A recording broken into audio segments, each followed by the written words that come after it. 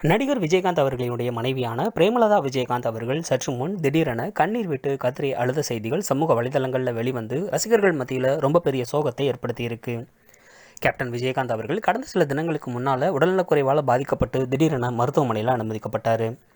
அவருடைய உடலில் பரிசோதனை செய்த மருத்துவர்கள் கிட்டத்தட்ட 14 நாட்கள் வரைக்கும் அவருக்கு தொடர்ந்து சிகிச்சை கொடுக்கப்படும் அப்படின்னு தெரிவிச்சிருந்தாங்க.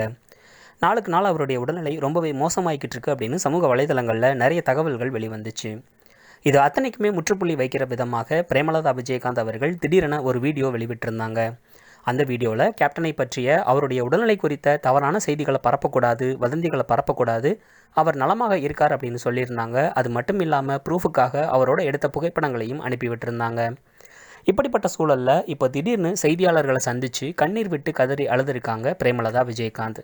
எதுக்காக அப்படின்னு சொன்னால், கேப்டன் நலமோடு இருக்கார், அவரோட நான் கூடவே இருக்கேன் அப்படின்னு நான் திரும்ப திரும்ப சொல்லியும் கூட கேப்டன் விஜயகாந்த் அவர்களினுடைய உடல்நிலை குறித்த தவறான செய்திகள் வதந்திகளாக வெளிவந்துக்கிட்டே இருக்குது. எதற்காக விஜயகாந்த் மேலே இவ்வளவு வன்மம் உங்களுக்கு? அவர் ஒரு நல்ல மனிதர் தானே, ஒரு நல்ல மனிதரை ஏன் இப்படி புண்படுத்துறீங்க அப்படின்னு சொல்லி செய்தியாளர் சந்திப்பில் தொடர்ந்து பிரேமலதா விஜயகாந்த் அவர்கள் கண்ணீர் விட்டு அழுதுருக்காங்க. அதனால் தயவு செஞ்சு விஜயகாந்த் அவர்களினுடைய உடல்நிலை குறித்த தவறான செய்திகளை எந்த ஒரு சேனலுமே போடக்கூடாது அப்படின்னு செய்தியாளர்கள்கிட்டையும் சரி, மீடியா கிட்டையும் சரி ரொம்பவே கெஞ்சி கேட்டுக்கிறேன் அப்படின்னு சொல்லி கண்ணீர் மல்க செய்தியாளர்கள்கிட்ட பேசின வீடியோ தான் இப்போ சமூக வலைதளங்களில் ரொம்பவே வைரலாக பரவிக்கிட்டு இருக்கு. கேப்டன் நடிகர் விஜயகாந்த் அவர்கள் சீக்கிரமாக உடல்நிலை திரும்பி வரணும் அப்படின்னு அவருடைய நண்பர்கள் வட்டாரமாகட்டும், சினிமா துறையினர், அவருடைய தொண்டர்கள், அவருடைய ரசிகர்கள் அப்படின்னு நிறைய பேர் பிரார்த்தனை செஞ்சுட்டு வராங்க.